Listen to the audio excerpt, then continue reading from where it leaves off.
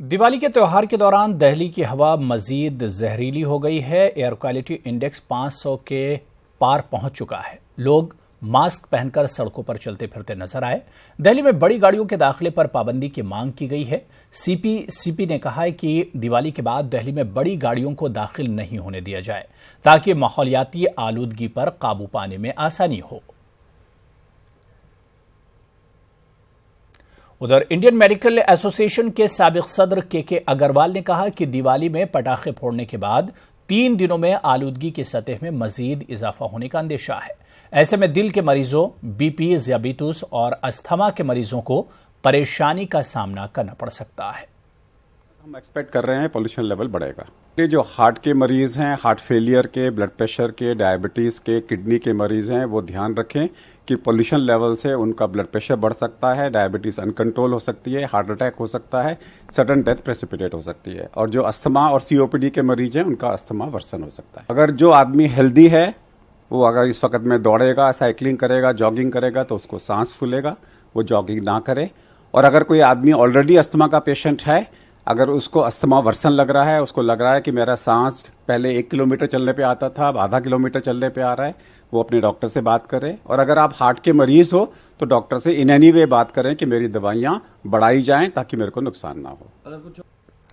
दिल्ली में दिवाली तो मना ली गई, लेकिन पटाखों की धूल और जर्रात फजा में शामिल हो गए। इससे लोगों को काफी परेशानी हो रही है। आप देख सकते हैं कि दिवाली के बाद पब्लिक वर्क्स डिपार्टमेंट के कारकुनान किस तरह फजा और पौधों में मौजूद गर्द गुबार को पानी से हटा रहे हैं। आलूदगी पर काबू पाने की गरज से यह कदम उठाया जा रहा है। खबर हैदराबाद से, जहां के इलाके नामपल्ली शेरगली में कांग्रेस लीडर आयशा फरहीन पर एमआईएम के कारकुनों ने हमला कर दिया। बताया जाता है कि आयशा फरहीन पर 20 से ज्यादा मजलिसी कारकुनों ने हमला कर दिया। इनके साथ बदसलूकी भी की गई। कांग्रेस लीडर फिरोज खान के अलावा एमबीटी लीडर अमजदुल्ला खान, खालिद और दीगर ने नामपल्ली पुलिस स्टेशन पहुंचकर मजलिसी कारकुनों के खिलाफ केस दर्ज कराया। फिरोज खान का कहना है कि कांग्रेस पार्टी की बढ़ती मकबूलियत से एमआईएम बौखलाहट की शिकार हो गई है। अपने आप को वर्कर बोलते हैं, जो वो लोग अपने घर के पास आके रात में सुने साहब ये अपने कैंपेनिंग कर रहे थे साहब, तो उससे जब उनसे इंक्वायरी करे कि भाई इतनी रात को कैंपेनिंग है तो तुम कौन होते, वो करते बल्कि गैर जरूरी भैसा करे।